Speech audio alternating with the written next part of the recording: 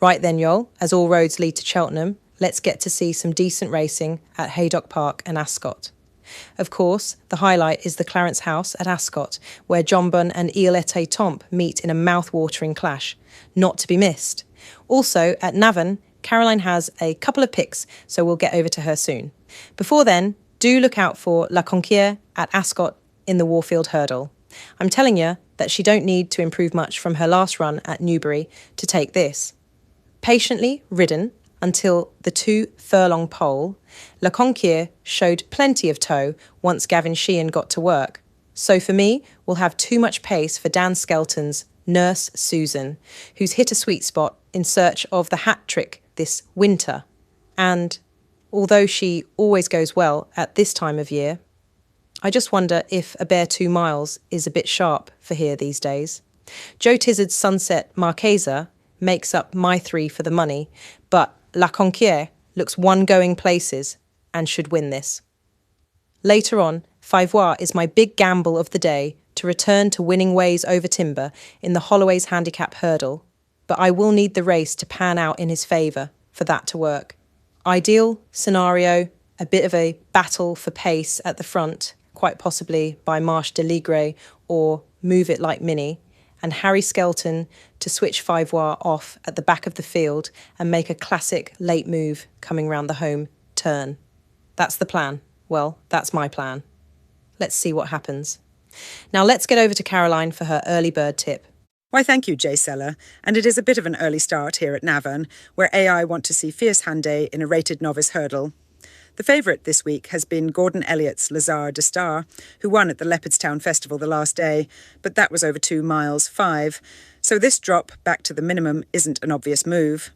By contrast, Noel Mead's Fierce Hande has winning form over this trip and won't be bothered with the soft ground, so that's where I'm sticking my pin. Joseph O'Brien's Zeus Power didn't take long to get off the mark over hurdles, going in at the second time of asking at Turles, so looks to me the one to make a race of it. Lazare de Star and Fierce Hande to fight it out, but in receipt of £3, Fierce Hande gets my vote. Now for my Saturday nap in the beginner's chase at Navan. No doubt about it for this for me, as I think Slade-Stell is winning this. He's been waiting a while to lose that maiden tag over fences and was going well the last day at Punchestown when brought down 4 out. So, to me, there's a bit of unfinished business for Dara O'Keefe, and he'll be minded to keep Slade-Steel safe from any trouble this time. I'll be thinking that Gordon Elliott's wingmen is good for making the pace, and that can set the race up for Slade-Steel. Thanks, Caroline, and I'll be watching with interest from over here at Ascot. Now, our next best goes in the big one, the Clarence House. Well, just got to be everyone's banker of the day, Il Était Tomp, and I'm on Willie Mullins Grey with all I can spare. Now, old Willie boy is just getting his big runners coming to the boil at the right time for the Dublin Racing Festival in 2 weeks' time. And that's close enough to the Cheltenham Festival to keep them on simmer from the DRF to the big one in March at Prestbury Park. Having said all that, I know there's going to be some dyed-in-the-wool Jonbon supporters out there who will give Nicky Henderson's Star Chaser another chance away from Cheltenham. But in my book, he's seen his best days, and Il Était Tomp now sits at the top of the 2-mile chasing tree.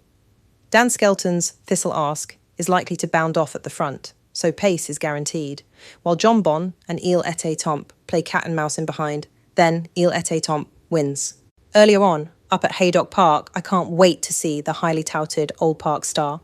Well, there might be just the 6 of them for the Rossington Main, but it's a real cracker of a race. Now, I saw Hurricane Pat win the Claremont at Sandown Park, where I thought Dan Skelton's Soldier Reeves had a decent chance, but he couldn't lay a finger on Hurricane Pat, and neither could the odds-on favourite Sober Glory, who was a bit disappointing all in all.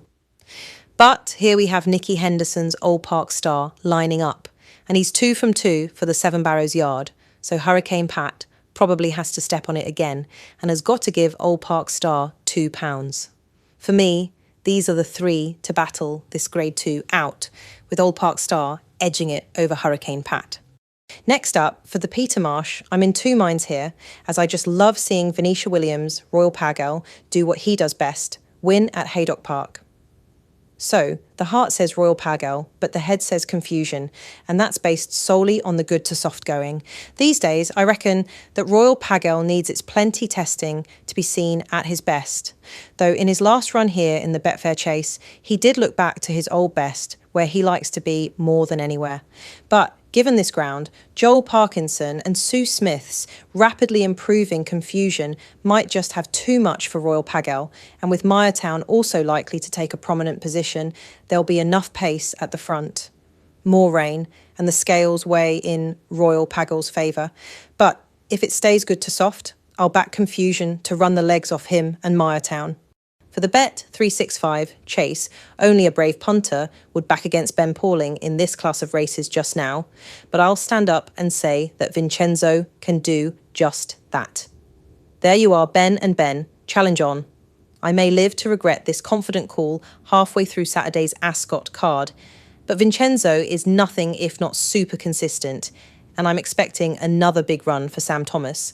So after hitting the bar twice this term, maybe he can get the better of Ben Pauling's bad, up Ascot's stiff finish. Gotta tell you though, this ain't no two-horse race, as Joe Tizard's Scarface should be bang in the mix, while Paul Nicholls' Hitman was second in this race last year, but does have to lump around 12 stone in a race with a bit of pace about it. Recent course winner, Dan Skelton's Etalon, is a tempting each-way angle, if that's your thing, but Vincenzo gets my money.